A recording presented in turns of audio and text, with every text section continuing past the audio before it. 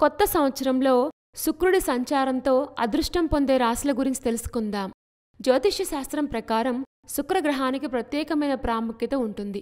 ఈ గ్రహాన్ని డబ్బు, ఆనందం, ఆరోగ్యానికి సూచికగా పరిగణిస్తారు. కాబట్టి ఈ గ్రహం ఎప్పుడు సంచారం చేసినా విశేష ప్రయోజనాలు కలుగుతాయని జ్యోతిష్య శాస్త్ర నిపుణులు చెప్తూ ఉంటారు.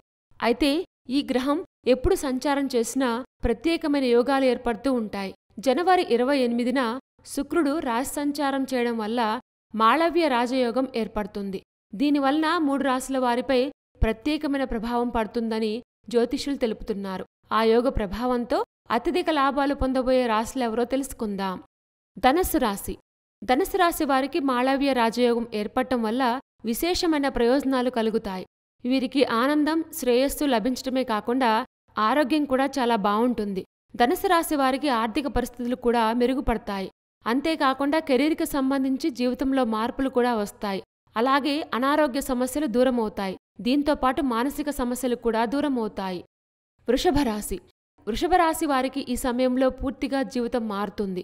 వీరు ఈ సమయంలో ఎలాంటి పనులు చేసినా విజయాలు సాధిస్తారు. అలాగే వ్యాపారాలు చేసేవారు ఈ సమయంలో అద్భుతమైన విజయాలను సాధిస్తారు. సంపద కూడా రెట్టింపు అవుతుంది. కుంభరాశి. కుంభరాశి వారికి మాళవ్య రాజయోగం ఏర్పడటం వల్ల అదృష్టం రెట్టింపు అవుతుంది. సంపద కూడా విపరీతంగా పెరుగుతుంది. దీంతోపాటు ఎలాంటి పనులు చేసినా సులభంగా విజయాలు సాధించే అవకాశాలున్నాయి. వ్యాపారాలు కూడా లాభసాటిగా ఉంటాయి.